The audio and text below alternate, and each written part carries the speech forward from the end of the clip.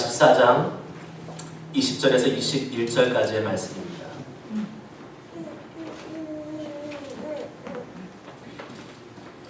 두 절 말씀 우리 같이 함께 납독하도록 하겠습니다. 시작. 여호와여, 우리의 악과 우리 조상의 죄악을 인정하나이다. 우리가 주께 범죄하였나이다. 주의 이름을 위하여 우리를 미워하지 마옵소서. 주의 영광의 보좌를 욕되게 마옵소서. 주께서 우리와 세우신 언약을 기억하시고 패하지 마옵소서. 아멘.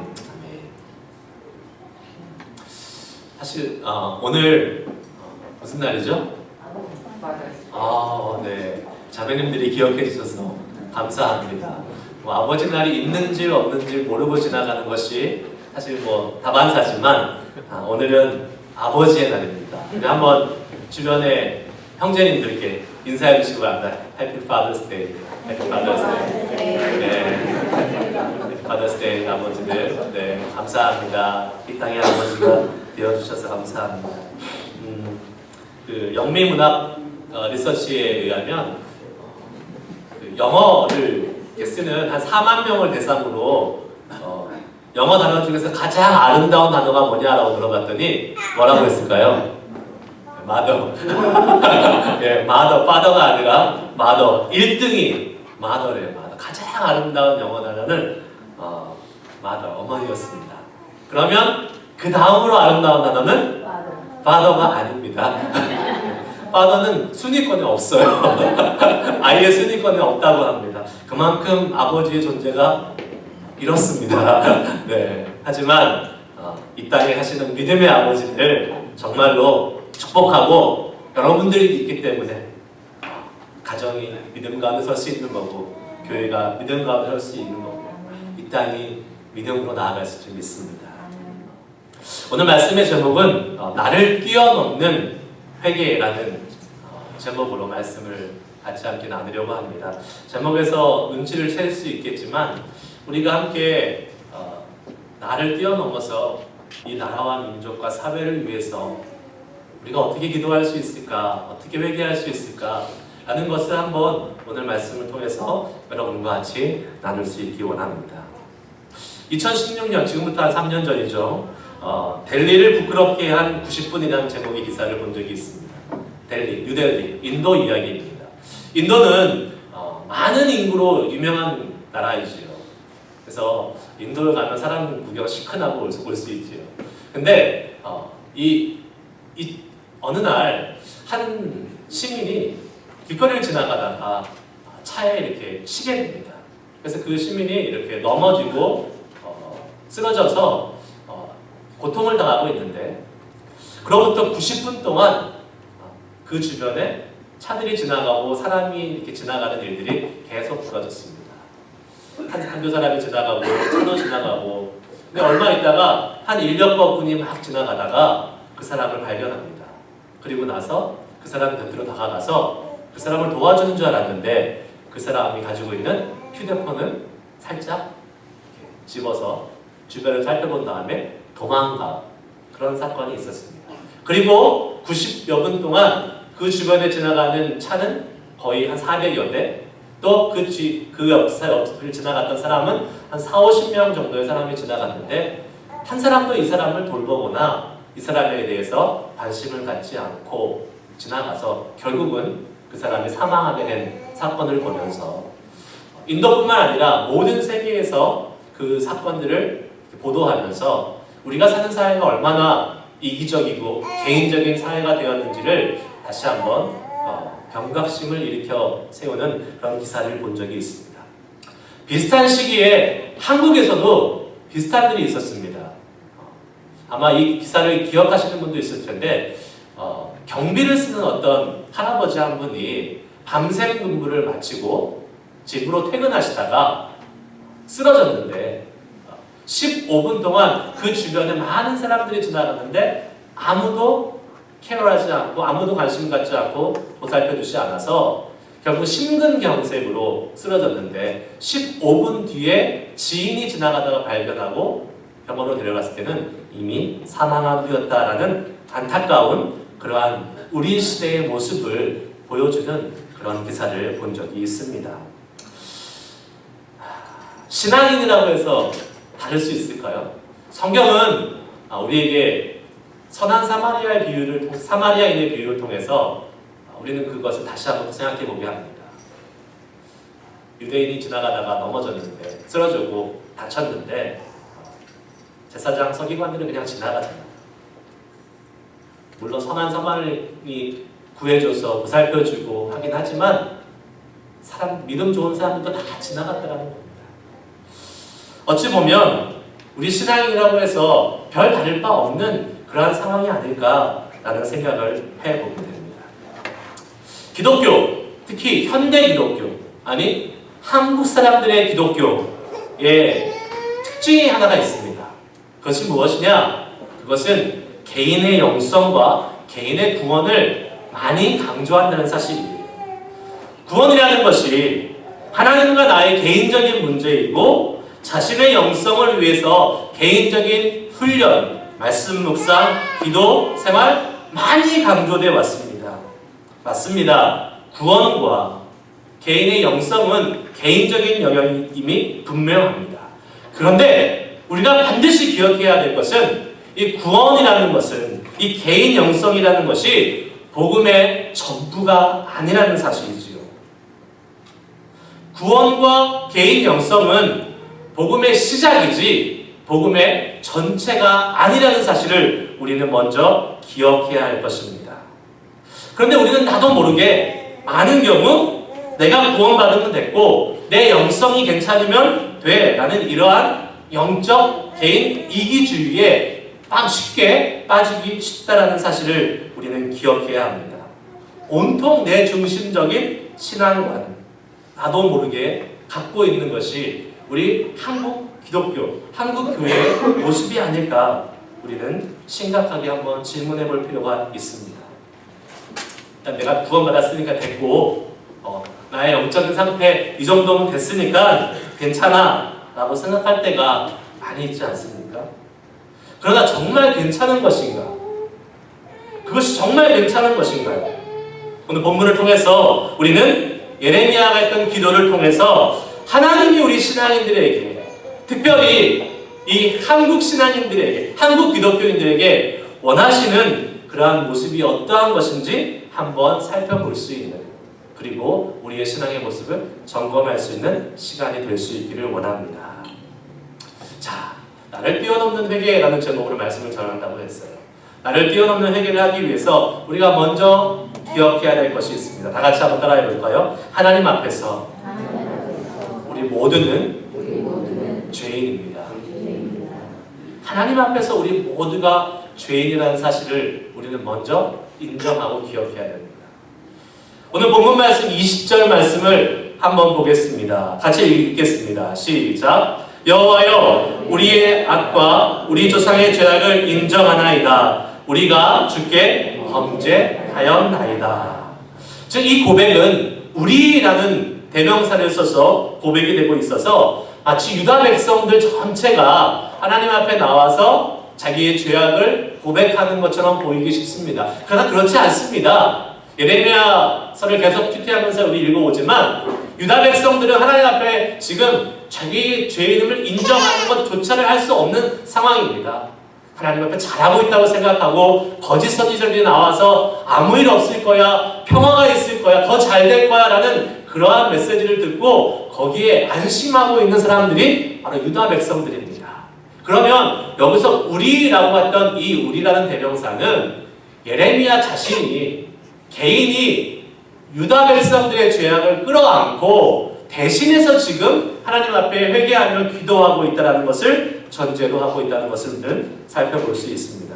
그러면 왜 예레미야가 유다 민족 공동체 심지어 여기 본문에 의하면 조상들의 죄까지도 끌어안고 회개하고 있냐는 것입니다. 예레미야가 지은 죄도 아닌데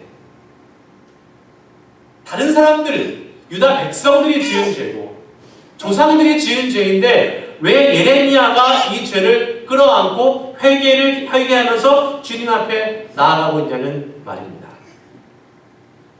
오히려 이 예레미야의 모습을 보면 좀 공평하지 못하다, 좀 페어하지 않다라는 생각이 들 수도 있을 것입니다. 죄 지은 사람 따로 있고 죄 짓지 않은 사람, 회개하는 사람 따로 있나? 라는 이러한 생각을 하기 쉬운 것이죠. 그런데 이렇게 생각하는 사람들의 공통적인 입장이 있습니다. 그것이 무엇입니까? 나는 저렇게 죄를 짓고 있는 사람들과는 달라. 나는 저 사람들과는 다르다라는 생각을 하고 있더라는 점이죠. 다른 말로 나는 의인이고 나는 괜찮고 저 사람들이 죄인이야 라고 생각한다는 사실입니다. 그런데 여러분 잘 성경에 이런 말씀이 있습니다. 에스겔 21장 3절 4절에 의하면 의인과 죄인에 대해서 하나님이 구별을 두지 않는 모습을 우리는 살펴볼 수 있습니다. 같이 한번 읽어볼까요? 에스겔 21장 3절 4절 시작. 이스라엘 딸에게 이르기를 여호와의 말씀에 내가 너를 대적하여 내 칼을 칼집에서 빼어 의인과 악인을 내게서 끊을지라. 내가 의인과 악인을 내게서 끊을 터이므로 내 칼을 칼집에서 빼어 모든 육체를 남에서 북까지 치리니. 아멘. 여기 좀 이상한 말이 나옵니다. 하나님이 칼로 심판하시는데 악인을 심판하시겠다가 아니라 의인과 악인을 심판하시겠다라고 말씀하고 계신다는 사실입니다. 자, 여러분 공평하신 하나님, 정의로우신 하나님인데 좀 말이 안 맞지 않습니까? 의인은 살려주셔야 되고 악인을 심판하셔야 되는 것이 공평하신 하나님이고 정의로우신 하나님에 맞는 것 아니겠습니까? 과연 아무 죄 없는 의인들을 악인과 같이 심판하시겠다라고 하는 이 하나님의 의도는 무엇일까요? 그러나 우리는 여기서 생각해봐야 될 한 가지 사실이 있습니다. 과연 하나님 앞에서 본질적으로 의인이 있을 수 있느냐라는 사실입니다. 물론 우리 눈에 볼 때는 조금 더 착한 사람이 있을 수 있습니다. 우리 눈에 볼 때는 조금 더 선한 사람이 있을 수 있습니다. 우리 눈에 볼 때는 조금 더 의로워 보일 수 있는 사람이 있습니다. 제가 말씀드렸습니다. 우리 눈에 볼 때입니다. 우리 기준에 그렇습니다.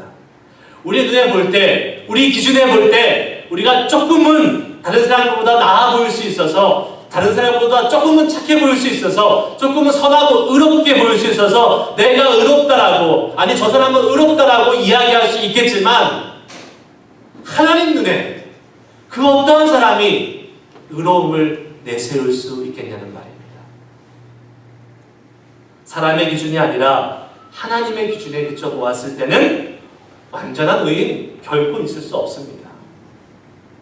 하나님 앞에서 우리 모두는 죄로 인해서 자격 미달인 존재임을 부인할 수 없습니다.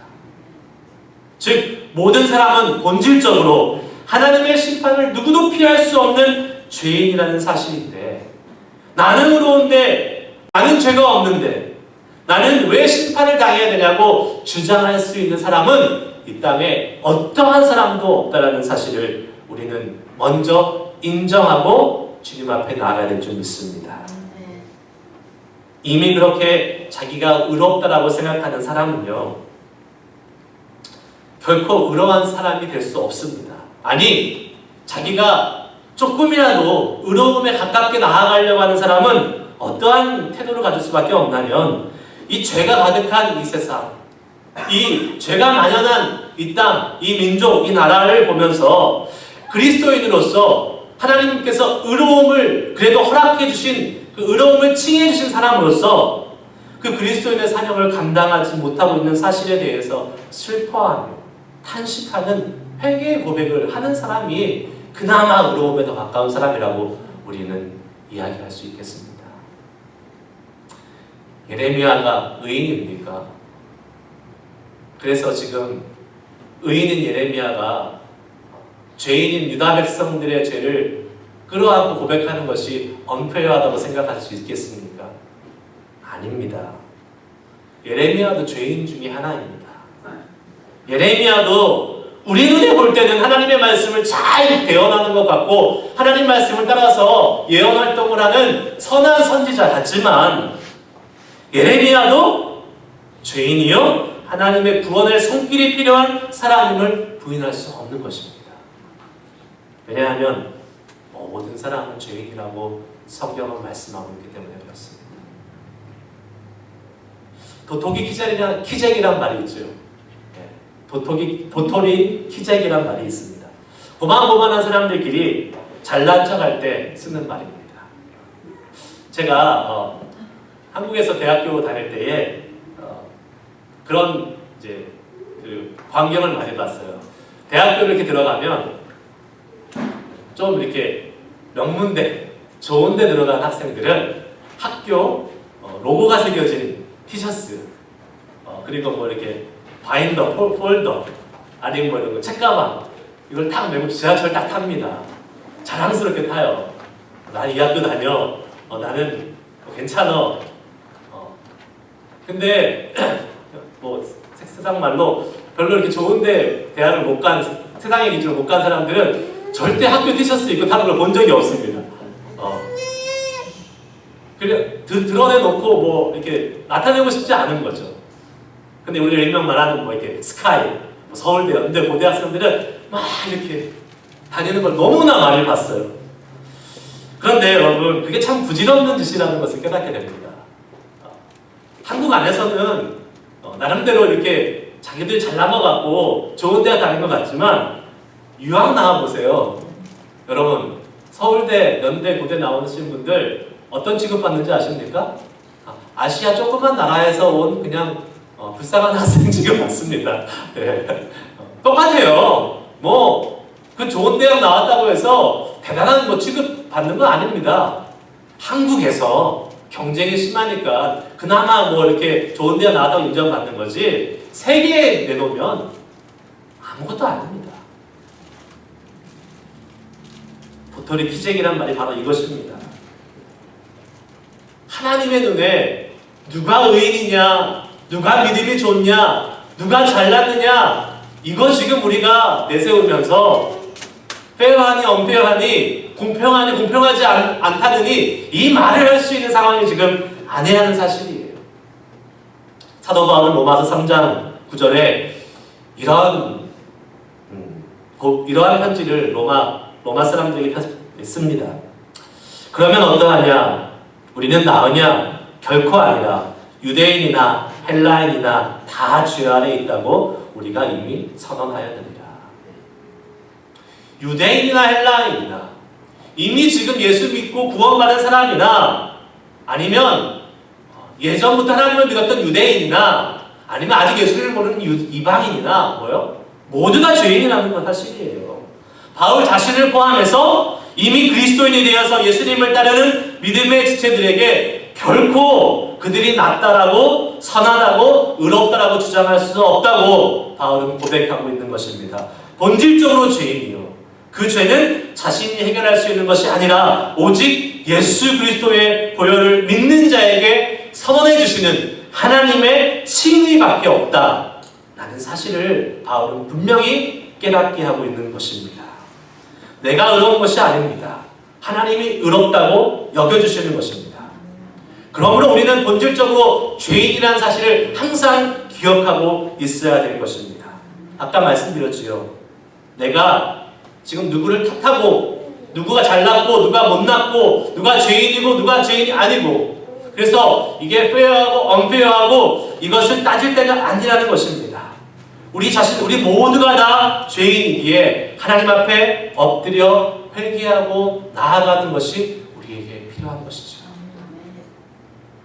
그리고 자신이 죄인이고 하나님의 은혜가 필요한 사람임을 아는 사람이 자신의 죄를 고백함으로 자신의 죄의 고백을 시작으로 공동체의 고백을 품고 나아갈 수 있는 사람이 될 수 있음을 믿고 이 시간 여러분 먼저 우리 자신 한 사람 한 사람이 주님의 앞에서 죄인이고 하나님의 은혜가 필요한 사람임을 인정하고 주 앞에 나아갈 수 있기를 간절히 축복합니다.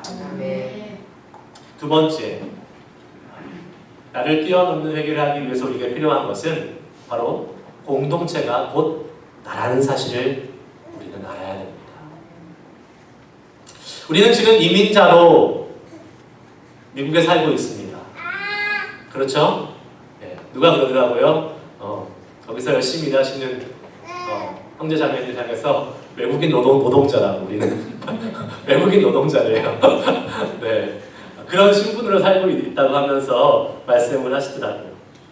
그러다 보니까 우리는 우리 자신 한 사람으로 이 땅을 살아가는 게 아니라 우리의 출신, 우리를 보여주고 있는, 우리를 뒤에서 서포트하고 있는, 아니면 우리를 나타내고 있는 그런 나라, 민족을 동시에 같이 함께 운명 공동체로 살아가고 있는 것을 보게 됩니다. 외국에 나오면 다 애국자가 된다는 말이 있잖아요. 여러분 미국하고 한국하고 축구하고 누구 응원하십니까? 한국 응원하죠, 당연히. 그렇죠? 지금 여기 이 지역은 한국 사람이 많지만 조금만 여기서 한두 시간만 나가도 한국 사람들이 많지 않습니다. 그래서 지나가다가 한국 사람만 만나면 한국말만 들려도 너무나 반갑고 인사하고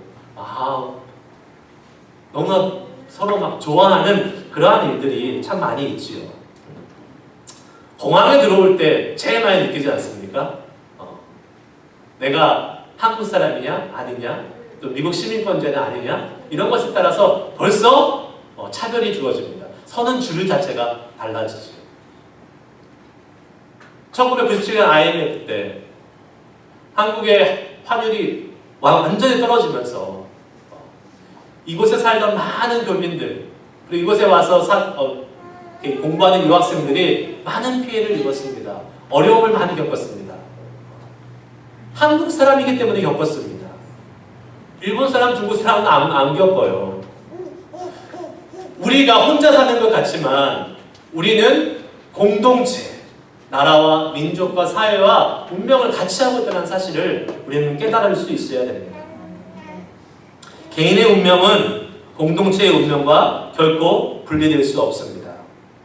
나라가 불황에 빠지면 믿는 사람이라고 해서 그 불황에서 벗어날 수 있는 게 아닙니다. 같이 함께 어려움을 겪게 되어 있습니다. 나라가 정치적으로 혼란하면요, 믿는 사람들도 그 불안한 정치 상황 속에서 영향을 받고 불안한 삶을 살 수밖에 없는 것입니다. 사회가 영적으로 타락하면 예수 믿지 않는 사람들만 영적으로 타락하는 것이 아니라 예수 믿는 사람들도 그 타락한 영적인 사회 속에서 힘들게 살아갈 수 없는 운명 공동체에 놓일 수밖에 없다라는 사실입니다. 자, 그렇게 되면 우리 믿는 사람들이 맞이할 수 있는 결과가 있습니다. 딱 두 가지입니다. 하나는, 첫째, 믿는 사람들이 정신 바짝 차리고 회개하고 이 공동체, 이 사회와 이 나라와 민족을 위해서 죄를 대적하고 물리치면서 거룩함을, 경건함을 회복하는 방향으로 나아가는 것입니다. 다른 한 가지 결과는 다른 사람들과 같이 그냥 그 사회가 갖고 있는 죄의 문화에 휩쓸려서 결국은 그 사회가 망할 때 같이 망하는 것입니다. 믿지 않는 사람들만 망하는 것이 아닙니다. 믿는 사람들 같이 쓸려서 망하는 것입니다. 하나님의 심판으로 나라가 망하면 믿는 사람들도 같이 고난과 어려움을 겪을 수밖에 없다라는 사실이죠. 민족이 망하면, 나라가 망하면, 사회가 망하면 우리 개인도 같이 망하는 것입니다. 믿는 사람들이라고 해서 피해가는 것이 아니에요. 그래서 우리는 개인의 영성, 개인의 구원만 생각하면 안 된다는 사실이에요.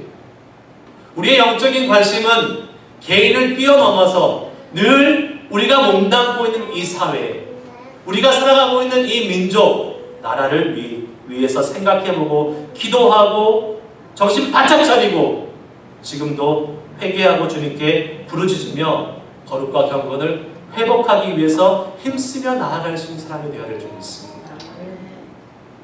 지금 우리가 살아가는 이 시대, 이 사회, 하나님이 싫어하시는 죄가 만연한 시대입니다.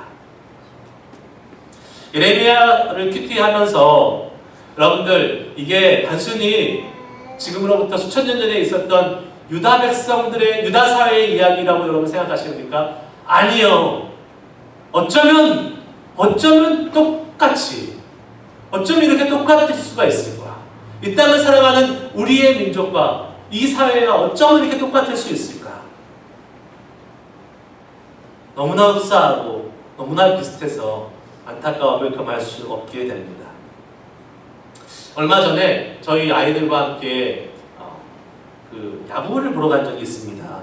오래전에 예약을 해놔서 이제 날짜가 정해져 있었던 것이었어요. 그런데 가는 날이 장날이라고 그날 야구장을 딱 갔더니 그날이 무슨 날이었냐면 동성애 서포트의 날이었어요. 깜짝 놀랐습니다. 애들하고 갔는데요. 네, 애들 데리고 갔는데 그날 동성애 서포트 날이었어요. 자, 식전 행사에 인사말하러 나온 사람이 여자 남자. 애들이 물어보면 저 사람은 뭐예요? 왜 여자인데 목소리는 남자예요? 막 이렇게 물어보는 거예요. 그리고 시구하는 사람도 샌프란시스코 파이어 치프였는데 처음으로 동성애자 중에서 파이어 치프가 된 사람. 국가를 연주하고 앞에 이제 밴드들이 나와서 하는데 동성애 밴드. 경기 중간중간에 관중석을 잡아주잖아요. 관중석을 잡아줄 때에 이벤트를 하는데 동성애자 여자 2명이서 서로 프로포즈하는 이벤트. 참, 여러분, 우리가 이런 세대에 살고 있습니다. 여러분들 우리가 가정에 있고 또 직장에 있고 거기 사회에서만 주로 왔다 갔다 해서 지금 이 사회가 어떻게 진행되고 있는지를 잘 모르실 수 있어요. 감이 없을 수가 있어요. 그러나 지금 우리가 살아가고 우리가 몸담고 있는 이 사회는 이렇게 변해가고 있습니다. 아니, 오히려 이것이 대세가 되고 있습니다. 그들은 약자라고 이야기해요. 아니요, 약자가 아니에요. 그들이 지금 강자예요. 오히려 더 이러한 문화에 대해서 반대의 이야기를 하면 그 사람이 차별을 받습니다. 아니, 지금 벌써 이 정도 있는데 앞으로 우리 자녀들이 살아갈 사회는 과연 어떨까요? 우리 정말 심각하게 생각해 봐야 됩니다. 이 사회와 이 나라를 위해서 기도하지 않을 수 없는 이유가 바로 이것입니다. 여러분, 우리가 지금 살아가는 지금 이 순간이 이런데 앞으로 10년, 20년, 아니 3, 40년 뒤에는 이 땅이 어떻게 변해 있을까요? 우리가 기도하지 않고 우리가 회개하지 않으면 우리 같이 망하는 겁니다. 그런 생각하실 수 있을 거예요. 에이, 목사님, 이미 다 대세가 그렇게 됐는데 대세가 다 넘어갔잖아요. 사회가 다 그렇게 법들도 다 그렇게 서포트하고 이미 많은 곳에서 다 이렇게 진행되고 있는 이런 것을 우리가 어떻게 한다고 바뀌어지겠습니까? 이렇게 생각하는 분도 있을 수 있어요.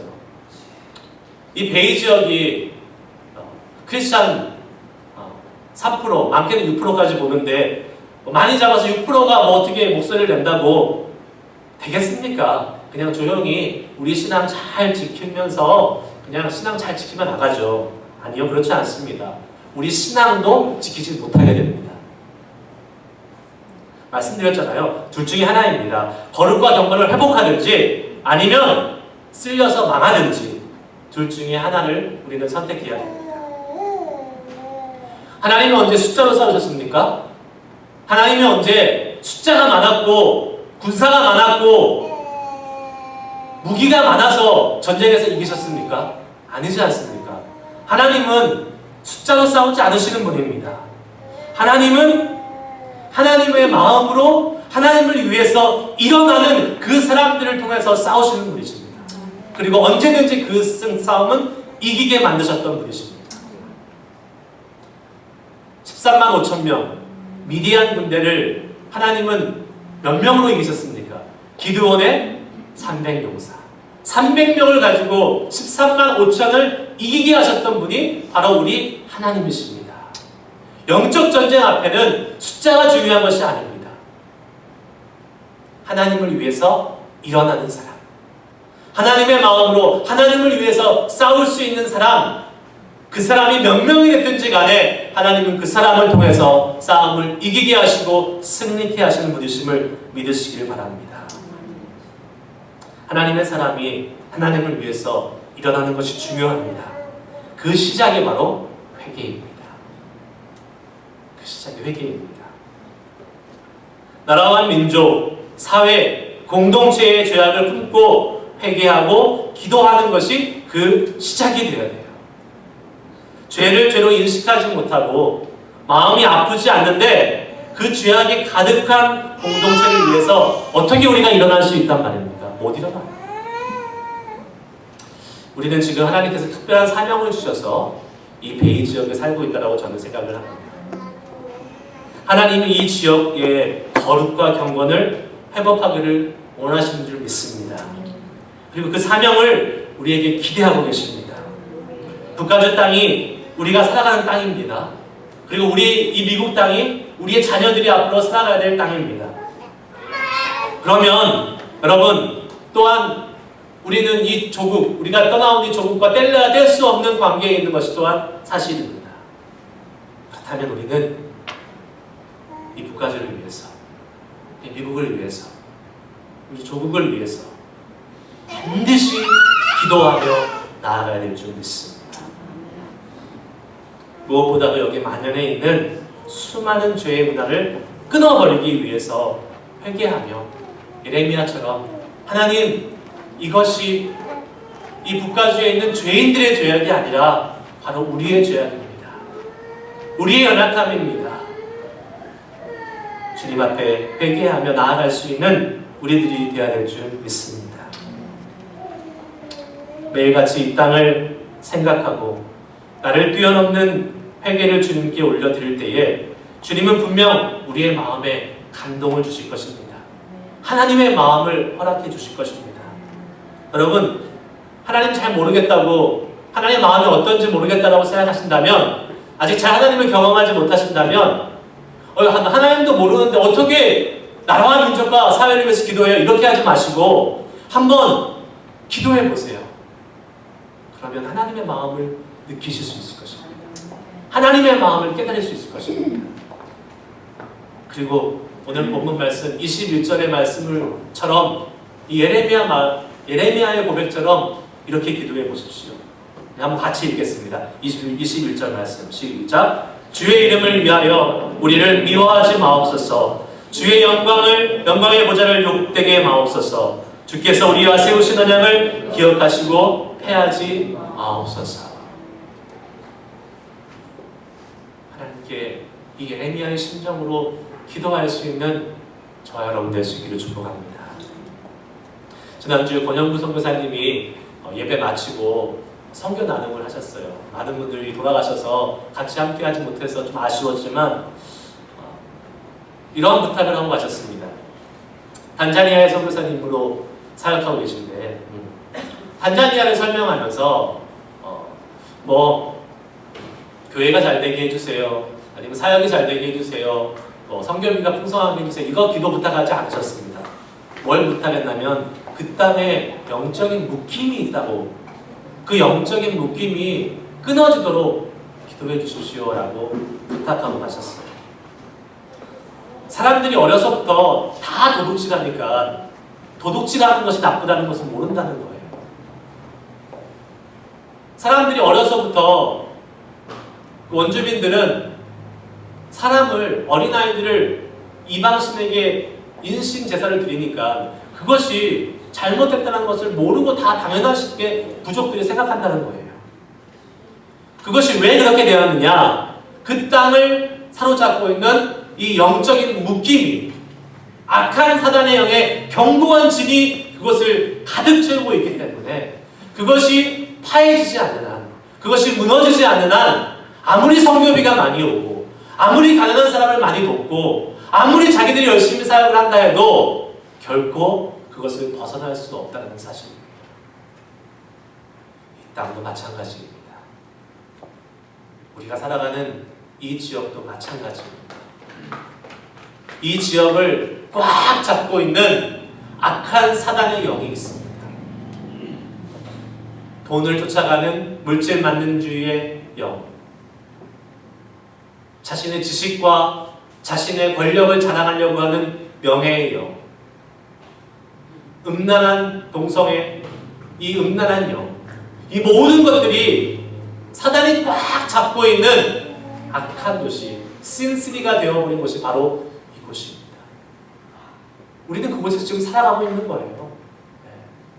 정신 바짝 차리지 않으면 같이 망합니다. 여러분 한번 생각해 보십시오. 우리의 기도 가운데 얼마나 많이 이 사회를 위해서 기도하고 있습니까? 얼마나 많이 하나님의 마음을 품고 멸망을 향해 가고 있는, 무너져가고 있는 이 땅과 이 나라와 민족을 위해서 기도하고 있습니다. 한국에 처음 기독교가 들어갔을 때에 수많은 우리의 믿음의 선배들은 나라의 흥망성쇠 앞에서 무릎 꿇고 수시간 동안 기도했던 사람들이 수두룩했습니다.